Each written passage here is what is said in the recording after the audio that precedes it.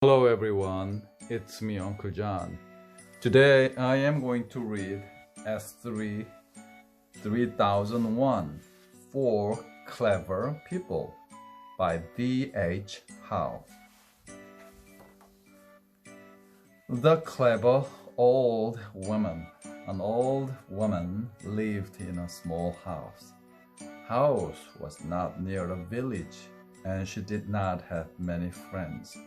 She did not have much money, but she was happy. She had a table and some chairs. She had some plates and some bowls and some pots and pans. She had a tablecloth to put on the table. She had food to eat. She had a little radio to listen to. Every day she had a newspaper to read. She was very happy. One day, she picked up her newspaper. "Oh dear," she said, "I cannot read it. My eyes are bad." She switched on the radio.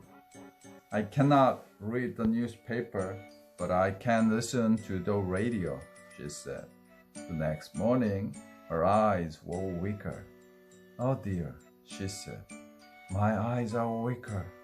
I can see my table and my chairs, but I cannot see my plates and my bowls and my pots and my pans. I cannot cook my food." The next morning, her eyes were weaker. "Oh dear," she said, "I cannot see anything." She opened the window. "Help me, someone," she cried. "Please help me. I cannot see." There was a doctor near the window. He was a good doctor, but he was a bad man. He wanted to make a lot of money. He went into the house and said to the woman, "I can make your eyes better, but I want some money." "Oh yes," said the old woman, "I have some money. Please make my eyes better. I want to see. I cannot see anything." "Very well," said the doctor.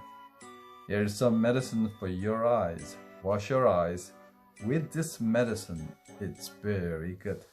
He gave the old woman a bottle, but there was no medicine in the bottle. It was water. The woman washed her eyes.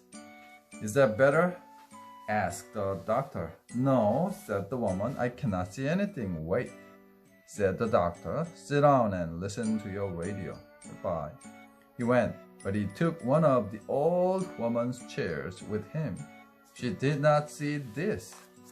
The next day, the doctor went to the house. "How are you today?"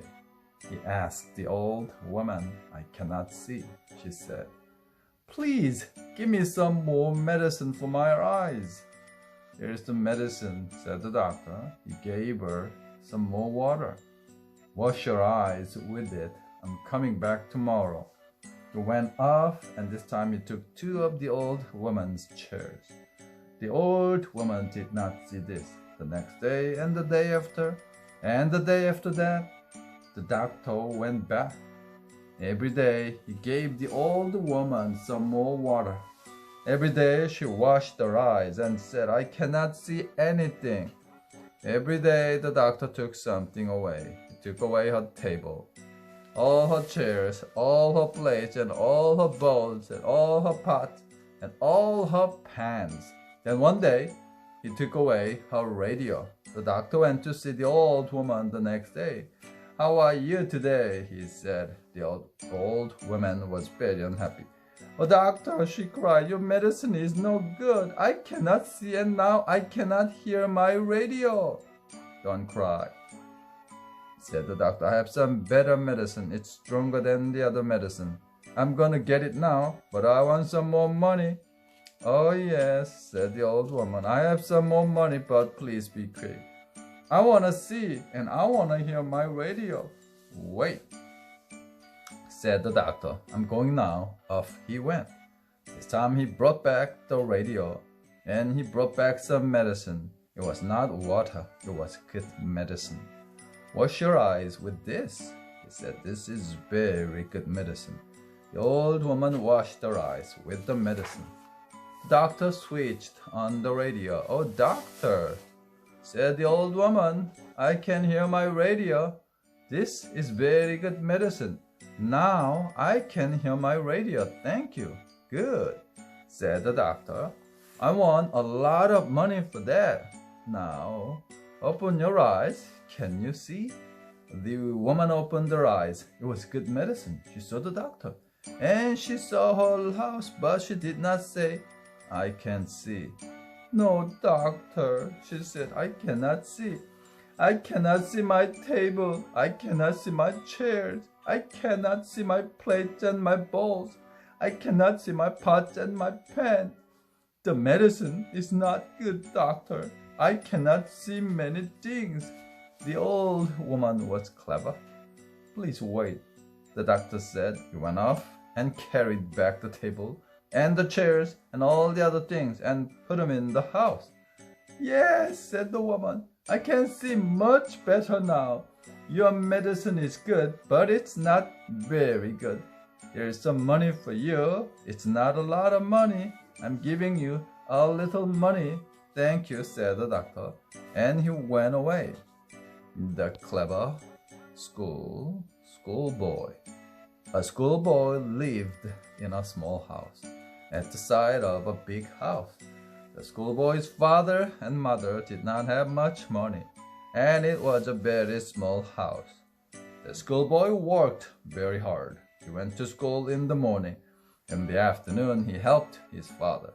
His father was a farmer. At night, the boy did his schoolwork. There was only one lamp in the house. Every night, his father and mother went to bed. Then the boy started to do his schoolwork. He put the lamp on the table in front of him. Then he read his books and wrote in his exercise books. One night, his lamp went out. "I cannot see," he said. "I cannot do my work. What can I do? We have one lamp, and it's no good. I cannot buy a lamp. I have no money." Then he said, "The man in the big house has a lot of money. He has a lot of lamps. I'm gonna ask him for one." He went outside and knocked on the door of the big house. A man opened the door. "Why are you knocking on my door?" he said. "Hey, what do you want?" "Please, sir," said the boy, "may I have one of your lamps? I cannot do my schoolwork. My lamp is no good." "No," said the man. "You cannot have one of my lamps. I want all my lamps." "But sir," said the boy, "you have a lot of lamps, and I haven't one. Please give me one. I cannot do my work." "No," said the old man. "Go away." He closed the door. The boy went back to his house. "Oh, what can I do?" he asked. "There is a street lamp, but I cannot work in the street. All my friends have lamps, but they are working too. I cannot buy a lamp. I have no money. What can I do?" Then the moon came up and started to shine through the boy's window. "Good," said the boy. "Now I can read my book." He started to read the first page. Then the big black clouds came into the sky. "Oh dear," said the boy. "Now I cannot see." Then he saw a box of matches. "I can see with these matches," he said. But there were not many matches in the box. The boy read 2 pages of his book. Then there were no more matches. "What can I do now?" he said. Then he went to a cupboard and took out a hammer and a big nail. Look at the picture. What's he doing? Can you see? He's making a hole in the wall. It's not a very big hole. The man in the big house cannot see it. It's a small hole. The light is shining through the hole in the wall. It's shining on the boy's book. "Now I can see," he is saying. "Now I can read and write. Now I can do my work. I have no lamp, but I can see." He was a very clever boy indeed. The third clever people. The Clever Postman. There were a lot of big houses in New Street. One house had a big garden and a gate. A long path went from the gate to the house. In the garden, there was a big dog with a big mouth and long teeth. The dog had a collar, but there was no chain. The dog ran about the garden every day. Every day, a postman went down New Street. He carried a big bag. In the bag, there were letters, packets, and parcels. The postman stopped at every house. He pushed letters through the letter boxes. He knocked on the doors and gave packets and parcels to the people in the houses. "Good morning," he said. "Here's a parcel for you. Write your name here, please." He was a happy man. All the people liked him. One day, the postman had a letter for the house with the big dog. He opened the gate and walked down the path. He did not see the dog. It was behind the tree. The postman pushed the letter through the letterbox and started to walk up the path. Then the dog jumped at him. Its mouth was open and the postman saw its long teeth. The postman ran up the path to the gate very quickly, but the dog was very quick too. It bit the postman's ankle and made a hole in the leg of his trousers. The postman pulled his leg from the mouth of the dog. He opened the gate and went out into the street. Then he quickly closed the gate. "You cannot catch me now," he said. "The gate is high. You cannot jump over it, but what can I do? I have many letters for this house." The next day, the postman had another letter for the house with the big dog. "What can I do?" he asked. "The dog is very dangerous. I can't see it. It's behind the tree. It cannot see me." Then the clever postman went up to the gate. He did not open it. He stopped and shouted at the dog. The dog looked up and saw the postman. It ran down the path and jumped at the gate. Very quickly, the postman opened the gate. The dog went through the gate and passed the postman. Quickly, the postman went through the gate and closed it. The dog was then outside the garden in the street. "You cannot bite me now," said the postman. He walked up the path and pushed the letter through the letterbox. Then he went back to the gate. At first, he did not open it. He stopped and shouted at the dog. The dog jumped at him. Quickly, the postman opened the gate. The dog went past the postman. Quickly, the postman went through the gate and closed it. "You cannot bite me now," he said. The fourth clever man. The clever painter. There was once a clever painter. He worked in a room at the top of a house. He painted many different things. Sometimes he painted ships. Sometimes he painted flowers. Sometimes he painted houses and streets. He painted many different things, but he never painted people. Some people bought his paintings, but they did not give him very much money. "Paint people," his friend said to him. "They will give you a lot of money. Paint men and women." "Oh, very well," said the painter. He wrote on a piece of paper, "I paint people." Then he pinned the paper to the door of his house. The next day there was a knock on the door. "Come in, please," he said. The door opened and a beautiful girl came in. She had beautiful black hair, big brown eyes, a beautiful nose, and a beautiful mouth. Her teeth were white. "Do you paint people?" she asked. "Yes," said the painter.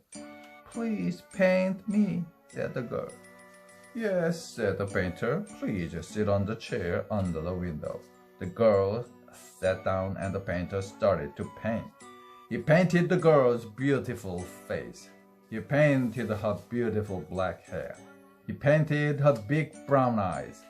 He painted her beautiful nose, her beautiful mouth, and her white teeth. He was a good painter. Then he said to the girl, "You can stand up now. Here's your painting. You can have it now." "Oh," said the girl, That's a beautiful painting. Is that me? Yes, said the painter. Thank you very much, said the girl. She gave him a lot of money and took the painting. The next day there was another knock on the painter's door. Come on in, please, he said. The door opened and a very ugly girl came in. She had ugly hair and small eyes. Her nose was long and thin, and she had a very big mouth. Some of her teeth were yellow, and some were brown, and some were black. Please paint me, she said. Yes, said the painter. Sit on the chair under the window, please. The girl sat down, and the painter started to paint. He painted her ugly hair, her small eyes, a long, thin nose, and her big mouth. He painted her yellow, brown, and black teeth. He was a good painter. Then he said to the girl, "You can stand up. Now, here's the painting. You can have it now." "Oh," said the girl, "that's an ugly painting. Is that me?" "Yes," said the painter. "No," said the girl, "that's ugly. That's not me. I don't want that painting." She went away and did not give the painter any money. The next day, another ugly girl knocked on the door. Her hair was too long. One eye was big and one was small. Her nose was very big and her mouth was very small. All of her teeth were black. "Please paint me," she said. "Yes," said the painter. "Please sit on that chair under the window." The girl sat down and the painter started to paint. He was a good painter, but this time he did not paint the ugly girl. He painted a beautiful girl. The girl in the painting had beautiful black hair and big brown eyes. Her nose was beautiful and she had a beautiful mouth. Her teeth were white and shiny. Then he said to the girl, "You can stand up now. Here's the painting.